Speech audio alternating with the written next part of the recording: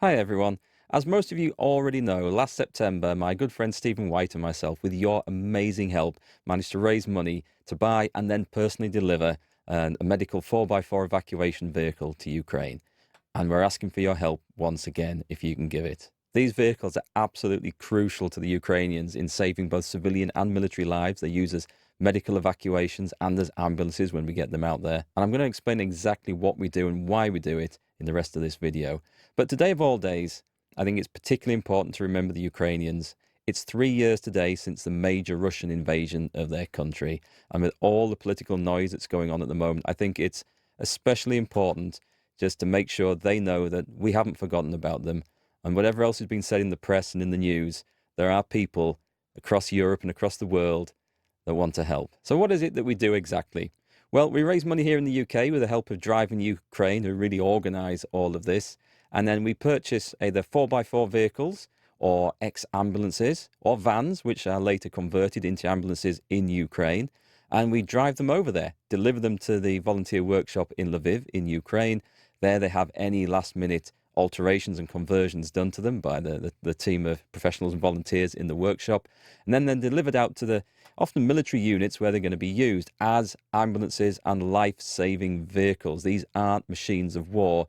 These are going purely to save lives in one form or another, either by directly transferring casualties from the front line or by treating them. If they're an ambulance, they're often used as mobile operating theatres, or maybe for civilian evacuation to get people out of the war zones that have been trapped at the front with the fighting.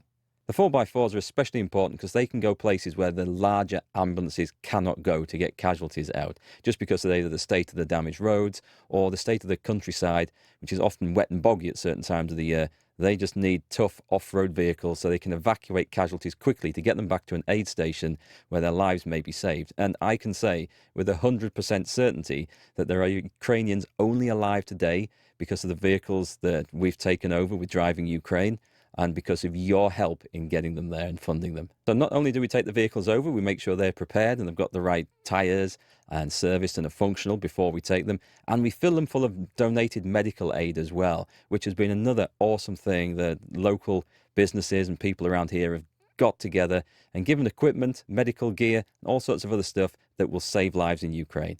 Now, last time we did this in September, we managed to raise nearly £12,000 with your help, and that is a fantastic achievement. That's enough to fund several vehicles and really make a difference to people's lives out there. So I want to thank everyone who's already helped and contributed to this. It's been an amazing thing to do, and you can be quite proud of yourselves for chipping in. So why exactly are we doing this? Well, remember, ignore all the politics and noise around this.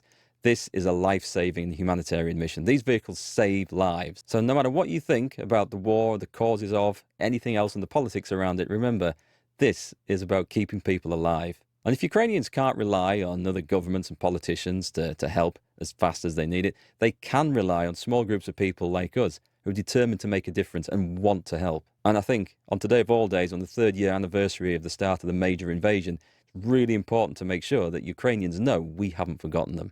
And of course, my reasons for wanting to help aren't all purely selfless. If you've had one of those moments where you've looked back on life with hindsight, one of those moments where you think, I wish I'd done something different there, or I just wish I'd done something there. I don't want to look back on this time in our history in 5, 10, 20 years' time and wish I'd done something about it. Or I'll probably end up thinking I wish I'd done more. But I just want to make sure that I am doing something now. I am helping out.